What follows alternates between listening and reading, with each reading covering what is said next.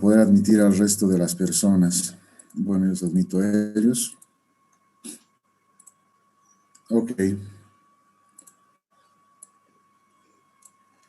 Muy bien, entonces, queridísimos, la intención es, como les digo, ver un enfoque general del hígado. No vamos a hacer muchos detalles, porque ustedes se supone que ya saben todo este tema, más que nada la importancia de ver la anatomía quirúrgica. Entonces, tenemos que tener en consideración, ahí lo tienen ustedes, el hígado es un órgano que está situado en la cavidad abdominal, ¿verdad? Está situado, es una víscera maciza, nosotros la consideramos así, pese a que en realidad la estructura hepática no es tan maciza como muchos creyeran, es más bien un cúmulo de células que la hace una masa medio gelatinosa, medio amorfa y medio friable, que se puede deshacer muy fácilmente. Esto hace que sea muy complicada la reparación primaria del hígado en muchos casos. Este es un órgano básicamente el más grande de toda la economía del abdomen, tiene un peso aproximado de 1.500 gramos, en personas adultas mayores puede llegar a tener hasta 1.800, esperen que sigo admitiendo gente aquí. Y más o menos contiene alrededor de 800 ml de sangre, o sea, contiene un buen volumen de sangre circulante permanentemente por él. Esto hace que la estructura hepática de por sí sea una estructura turgente, grande, gorda, inflamada, por la cantidad de sangre que fluye por los diferentes sistemas, que vamos a verlos enseguidita nada más. A ver, aquí admito a alguien más. Se encuentra revestida por una cápsula de Gleason, se llama así a una membrana de repliegue peritoneal que cubre toda la superficie hepática y que le da la característica estructural. Está llamando a Ramiro. ¿Eh? ¿A quién está llamando Ramiro? Que no llame a Ramiro. Ya.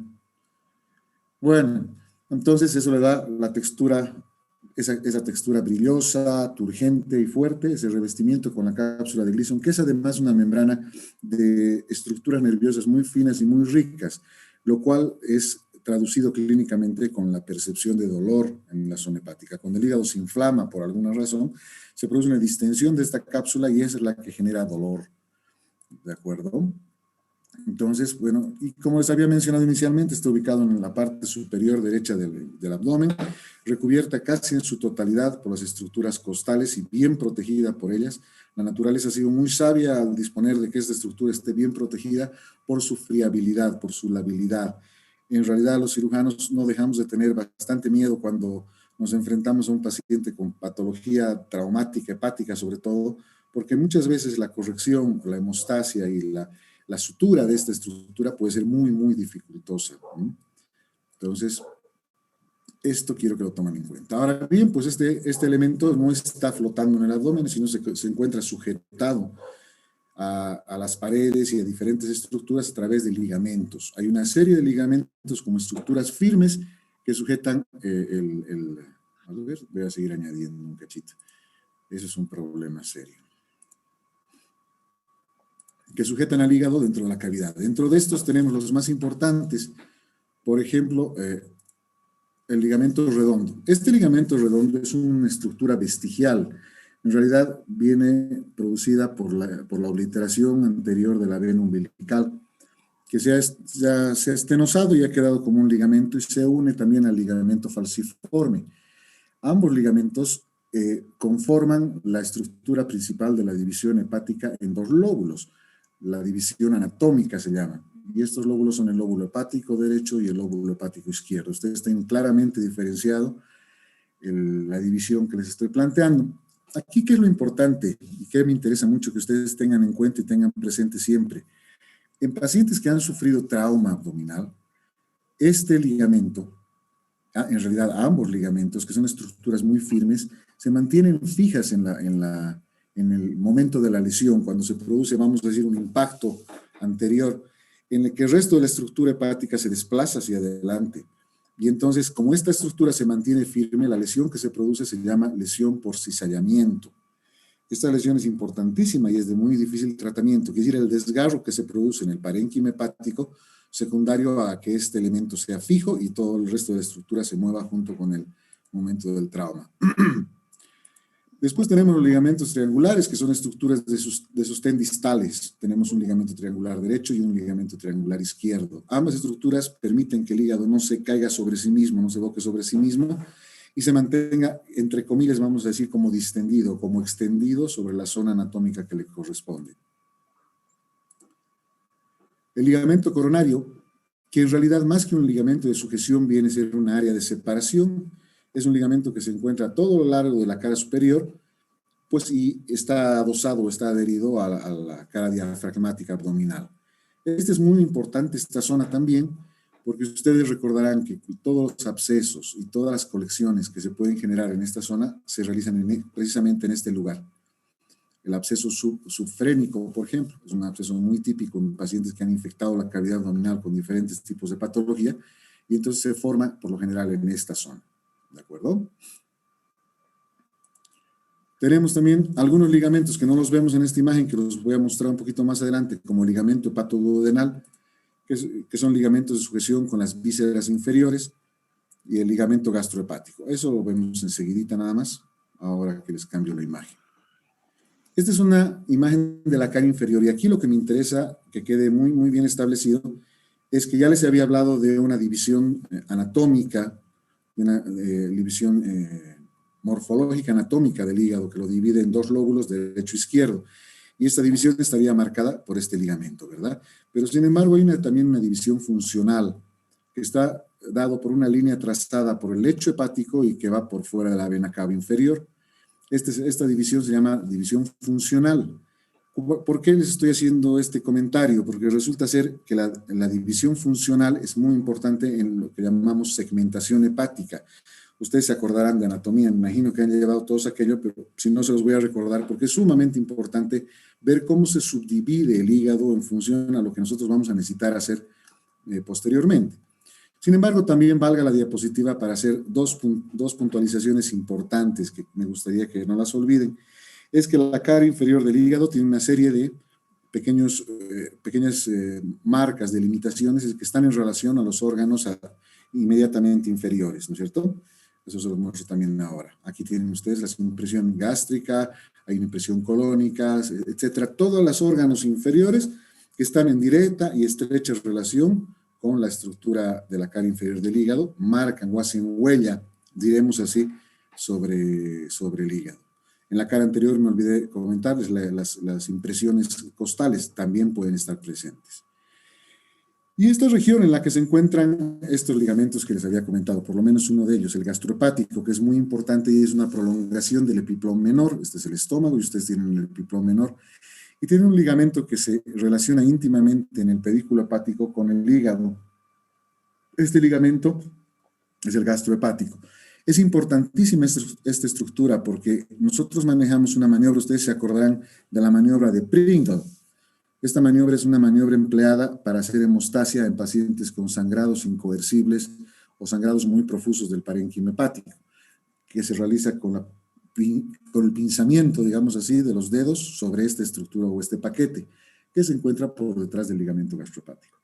También podemos observar un segundo detalle importante acá, la disposición de la vena porta por atrás, la arteria viene en medio y por delante está el confluente biliar, o sea, el conducto hepático común y el conducto colédoco, ¿verdad? Entonces esto nada más se los estoy poniendo como un recordatorio para que no nos olvidemos. Y aquí viene lo que les mencionaba. Los dos lóbulos, la división morfológica y la división funcional, que es a través de la línea de Kuhnau, ¿verdad? Entonces, les he puesto este pequeño mensaje. Entonces, el primero considera el ligamento falciforme como límite entre ambos, en cambio el segundo considera la fisura portal principal, o línea de Cantley, que es esta, y que es un plano que pasa a través del lecho de la vesícula biliar en la parte inferior y la vena cava inferior en su parte superior. Es una línea imaginaria que viene en este trazado. ¿De acuerdo? La segmentación hepática. Bueno, aquí les hago alguna aclaración. Cuando nosotros hablamos de cirugía hepática, no podemos hablar de resecciones ciegas. Entonces, tenemos que considerar una serie de elementos que nos permitan hacer resecciones regladas y que al mismo tiempo eviten que otros segmentos hepáticos puedan sufrir necrosis. Por ejemplo, ustedes están viendo una imagen en la que les voy a ir describiendo lo que es la segmentación hepática. Se divide en lóbulos, y estos lóbulos, cada uno tiene una irrigación, cada uno tiene un segmento biliar, etcétera, de tal forma que la resección bien realizada de uno de estos segmentos no comprometa la función del resto de la estructura parenquimatohepática. Entonces, el primer lóbulo es el lóbulo caudado, que no lo estamos viendo acá, que está acá atrás. Los segmentos 2 y segmento 3 son los segmentos laterales izquierdos. Aquí los tienen ustedes, a los segmentos laterales izquierdos, el 2 y el 3. El 2 es el superior y el 3 es el inferior. Los segmentos 4A y 4B son los segmentos mediales, ¿de acuerdo? Uno es cefálico, el 4A, y el segundo, el 4B, es adyacente a la fosa vesicular, que es el caudal. Entonces, son dos segmentos. Aclaro, y no sé si les he mencionado, pero les recalco, que esta división está marcada por las estructuras venosas y arteriales. Fíjense cómo por el sistema portal por abajo, que hace una división, y por el sistema de las venas hepáticas, que también por arriba hace su misma división, de tal forma que cuando pensemos en una resección hepática o de un lóbulo hepático, vamos a decir por eventualmente un tumor en el segmento 7, entonces vamos a considerar en esa resección hepática una rama terminal del sistema portal y también podemos considerar la arteria hepática derecha. Y finalmente los segmentos 5, 6, 7 y 8, que son los segmentos del lóbulo derecho. Estos son los segmentos del lóbulo derecho. No sé si hasta ahí me están siguiendo o estoy hablando al aire. No sé si me están escuchando. ¿Cómo va la cosa, chicos? Sí, doctor, se escucha. Se escucha, doctor. Bueno, Sí. me alegro. Entonces seguimos con el asunto. Funcionalmente, entonces, hemos dicho que la división se puede dar a través de diferentes estructuras y entre ellas las venas hepáticas, que acabo de comentarles, que dividen al hígado en 4 sectores, una vena hepática derecha, la media y la izquierda, ¿verdad? Ahora les muestro a raíz de qué viene todo este comentario. Aquí está la segmentación funcional. Fíjense, entonces, cuando planificamos el acto quirúrgico, lo planificamos en función a estos diagramas, ¿no? Queremos resecar el segmento 2, pues ahí tenemos delimitadas las estructuras que vamos a considerar en esa resección, gracias a estos planos que hemos preformado con las venas hepáticas y con el sistema portal. La arteria hepática es otra estructura que tiene una función interesante, importante, pero un poco más reducida. No voy a decir secundaria, porque es fundamental el tema irrigativo, pero sin embargo solamente aporta el 25% de la irrigación sanguínea al hígado. Esta es una arteria que nace, como ustedes ven bien, de la cara anterior de la arteria hepática, se desprende a través del tronco celíaco, donde este se bifurca, y una de las ramas que nos da es la arteria hepática común, ¿verdad? Esta arteria hepática común se desplaza hacia la derecha y nos da una rama descendente, que es la rama gástrica izquierda, al mismo tiempo que nos da a la hepática propia y su subdivisión en hepática derecha y hepática izquierda. Fíjense qué importante es esto, lo recalco una vez más, la disposición de las estructuras en planos. Por detrás está la vena, por encima viene la arteria y un poco más por fuera y por delante está el... ¿Ya te lavaste la cara? ¿Sí? ¿Quién? ¿Quién se ha lavado su cara? ¿Qué dices? Hay alguien que todavía no ha aprendido a jugar con este asunto y deja abierto su micrófono, ¿no? Es un chiste. Bueno, esa es la irrigación. La irrigación va, las ramas de la arteria hepática van paralelas y juntas a las estructuras de la vena porta.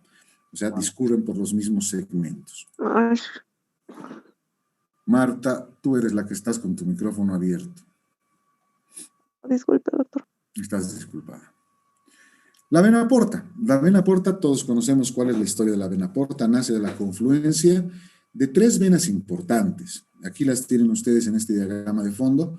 La vena mesentérica superior, la vena esplénica y la vena mesentérica inferior. Aquí el detalle importante es que tenemos que considerar que la vena mesentérica inferior no drena en el tronco mismo, sino drena sobre la vena esplénica, con alguna variedad en su confluencia, a veces un poco más próxima o a veces un poco más alejada.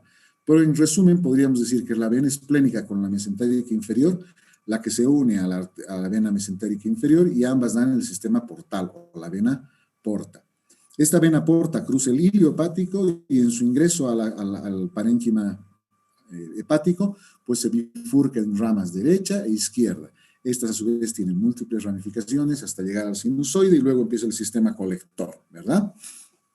Esta vena drena el estómago, el páncreas, el vaso, el intestino delgado y parte del colon. Y he resaltado acá, porque me parece importante que sepan, que la presión de esta vena es de 5 milímetros de mercurio. Es una presión relativamente importante. Ahí ven ustedes el dibujo para que se familiaricen y no se olviden cómo está esta estructura. Las venas hepáticas, por otro lado, son todas confluentes de la vena cava inferior y drenan los diferentes segmentos en función de cuál estemos hablando. Tenemos la vena hepática derecha, que drena los segmentos 5 al octavo, o sea, 5, 6, 7 y 8 posteriores. La vena media, que drena el segmento 4, en sus dos formas, posterior y anterior A y B. Y la vena hepática izquierda, que obviamente nos drena el 2 y el 3. El lóbulo caudado, que es el lóbulo 1, que normalmente no lo vemos en este tipo de presentación, vierte su contenido directamente en la cava inferior. O sea, es una rama que no drena sobre las arterias o sobre las venas hepáticas. Perdón. Bueno, y finalmente, esto que es harina de otro costal, en realidad es un tema que seguramente lo van a ver ustedes más adelante, que es el sistema biliar. Pero lo tengo que mencionar porque indefectiblemente marca una relación estrecha con las otras estructuras, con las segmentaciones y con la anatomía misma de la estructura hepática. Fíjense ustedes qué es lo que sucede. De pequeños canalículos van juntándose como pequeños riachuelos que van desembocando cada vez en conductos de mayor diámetro hasta terminar primero en conductos biliares secundarios. Estos conductos biliares secundarios confluyen y forman los conductos biliares primarios, que son el hepático derecho, el hepático izquierdo. Ambos se juntan y forman el conducto hepático común. El hepático común, al juntarse al conducto cístico, que en este caso se lo ve un poco largo, digamos, no es normalmente así, forma el conducto coledo con todas sus porciones y toda la estructura que ustedes van a ver. Aquí, importantísimo es saber en esta estructura lo que yo les recalco muchísimo a mis estudiantes en la práctica cuando charlamos sobre este tema, es acerca de estos diámetros. Esto es fundamental para el diagnóstico, para el pronóstico y para el tratamiento de patologías hepatobiliares. Es fundamental el conocimiento de los diámetros, tanto de las estructuras primarias, secundarias y como tanto así el conducto colédoco. Ustedes ya lo saben, aquí tenemos 2 milímetros, tenemos 3 milímetros en el hepático común, hasta 6 o 7 milímetros en el conducto colédoco, 2 a 3 milímetros en el conducto cístico. Entonces, este es el árbol biliar. Fíjense que también las ramas van distribuyéndose a lo largo de todos los segmentos, ¿no? Siguen un patrón muy bien descrito, muy bien delimitado por el patrón arterial. Aquí, sin embargo, también hay un detalle importante que ustedes tienen que tener en cuenta siempre. Sobre todo quienes en algún momento piensen hacer de su vida la cirugía, tendrán que considerar que esta estructura, como la estamos viendo acá, como un dibujito en realidad, es una estructura que tiene cerca de un 40% de posibilidades de tener variables anatómicas. Y estas variables anatómicas pueden condicionar muchísimo la posibilidad tanto de lesiones biliares como de otro tipo de patologías. Entonces es importantísimo tener en cuenta que existe esta posibilidad. En la inervación y el drenaje linfático lo he hecho aquí muy sencillo porque es muy simple. La inervación está dada por los dos sistemas conocidos, simpático y parasimpático. El sistema simpático a través de los nervios torácicos plánicos mayores y del ganglio celíaco. Y el parasimpático a través del vago, desde luego. El nervio frénico tiene una función importante en la estructura de parenquimatosis hepática porque por vecindad es una generadora de dolor en situaciones en las que existen tumores o existe alguna irritación en el diafragma. Y los linfáticos, que se los muestro acá, ¿qué es importante aquí? Las cadenas linfáticas son varias, múltiples y complejas. Son ramas que vienen desde las prepilóricas, retropilóricas, supraduodenales, de la curvatura menor. Tenemos ramas del sistema preportales, etc. Pero aquí hay algunas que a mí me parecen fundamentales. La primera de ellas es el nódulo cístico. Este es un ganglio que se llama nódulo cístico, que es muy necesario identificar cuando realizamos cirugía, sobre todo de la vesícula biliar. Ya van a tocar seguramente este tema más adelante. Pero además de eso tenemos los nódulos hepáticos, los nódulos celíacos y los nódulos cardiales. Estas son las estructuras a través de las cuales se drena la linfa. Les he puesto esta clasificación, chicos, que es la clasificación de Brisbane. De repente he exagerado un poco al hacerlo, porque en realidad lo que esta clasificación trata de explicar es la segmentación hepática en la cirugía. Quiere decir, los cirujanos tenemos que basarnos en ciertos elementos de la segmentación hepática para poder planificar nuestras estructuras quirúrgicas. Fíjense ustedes, aquí hay unos cuadros que me han parecido muy interesantes y por eso los estoy poniendo, aunque no se afanen mucho considerando esto, pues los pongo más para que lo conozcan y lo sepan. No es una cosa que sea indispensable saber. Cuando el término anatómico habla de hígado derecho o habla de hígado derecho, estamos hablando de los segmentos 5 al octavo, de acuerdo a la segmentación de Kuhnau, y pues entonces la resección quirúrgica que se va a hacer está planteada en función a resecar la arteria hepática, la vena hepática derecha y la rama derecha de la vena porta. Entonces hacemos una segmentación, fíjense, nos está marcando por abajo y de frente cómo sería la resección y qué estructuras tomaríamos. Lo mismo sucede cuando hablamos del hígado izquierdo, tenemos las mismas consideraciones de los segmentos del 2 al 4, se llama hepatectomía izquierda. Aquí hay un pequeño detalle, que esta es una visión anterior en la que ustedes están viendo y aparentaría estar considerando también la vena porta. No es así. Fíjense en la imagen inferior, la vena porta está excluida, solamente se limita la resección al lóbulo caudal. ¿Ya? Tenemos las resecciones anteriores derechas de los lóbulos 5 y octavo. Y bueno, y esto que en verdad se los he puesto para que un poquito tengan un leve conocimiento del asunto. Un recuerdo fisiológico muy rápido. Indudablemente tampoco es el objetivo de nuestra clase, sin embargo tenemos que tener clara la figura de cómo funciona este órgano en función a lo que también vamos a pretender encontrar en algún momento. Cuando hablemos, por ejemplo, vamos a hablar de quiste piógeno de hígado.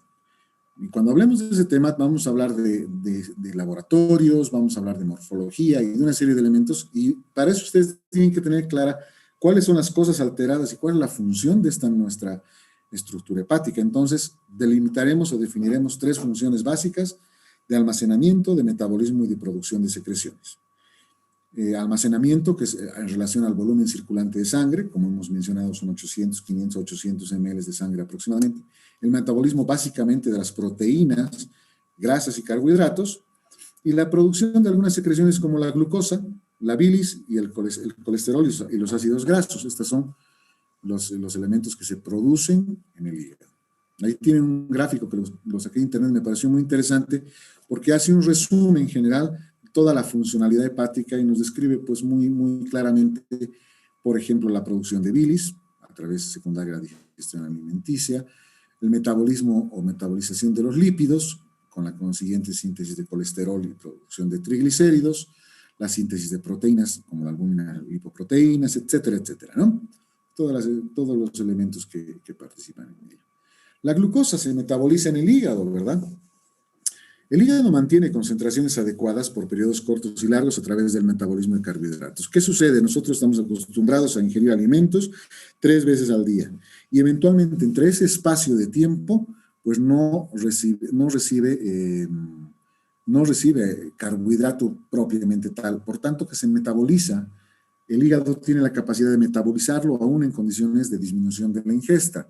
En el ayuno hay un desdoblamiento del glucógeno por glucogenólisis y gluconeogénesis a través del lactato, glicerol y aminoácidos.